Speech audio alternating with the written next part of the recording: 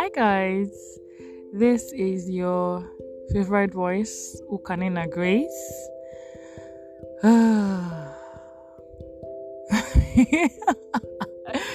you know, when you are doing a recording or a YouTube vlog or something like this, as I'm doing, it's expected that you're all composed. It's expected that you get it all together, be very professional about it. Nobody cares what it is. You're going to just get it all together, pass the message to people, and blah, blah, blah.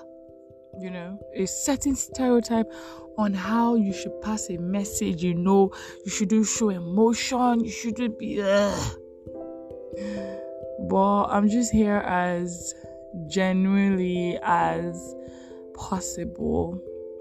So what am I talking about today? So I was with a friend of mine today, and he, before people start saying, hey, he did the one, he's not the one, hold on, just listen to the message I'm about to pass.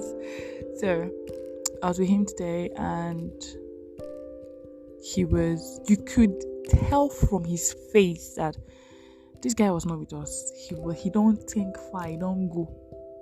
Otilo, he don't go, as the Yorubas will say. And I was, it didn't touch me, but I was like, how person go think like this? The thinking go come show for him face. You go no say, you can see the wrinkles in his forehead squeezing, because the thinking don't deep, it don't they show for his forehead. You get? And I just tapped him, and he just jumped. And I was like, guy, what are you thinking about? Now, on getting a fiukwano. And the guy just shook his head, and I was like, guy, babe, I don't go far. I was like, what is it? Is it that you want to think? You will now not be alive to enjoy the results of this so-called thinking or the answered prayers God has for you. As I was talking to him, I get it where they think about though, but it's just that I have my own ways of letting go of my thinking, which I even feel is not healthy.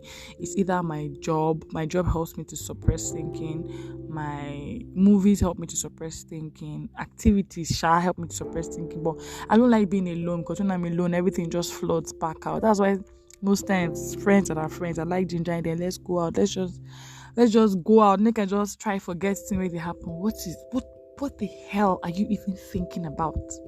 What is it? What is the problem? Now marriage, you will marry. And the annoying thing about thinking is it's a never-ending circle. Because let's use marriage as an example. You get married, then they are womb watchers, right? And then you give birth to your children. And maybe you give birth to one, they're like, give birth safe, wahala. You can't give birth to one. They say, you need to have more now. You need to have a boy again, mixture, You finally have all of that, and God forbid one of the children have issues or wanting, training the children. It's like this thinking circle or cycle never really ends. And you're just like, waiting this up, man. What exactly is happening? And it's like, when will I be in a place in my life where nothing bad is happening? Like everything is just smooth. Like there is nothing I'm asking God for. I'm just saying thank you, and I'm just serving my God. People just ask that question. Is it that after one bad experience, it's another bad experience, another bad experience? Is it that there is no time in my life where everything will just be good, and I'm just, genuinely thankful to God?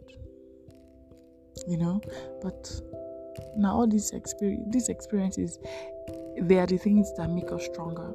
They are the things that give us testimonies to tell others.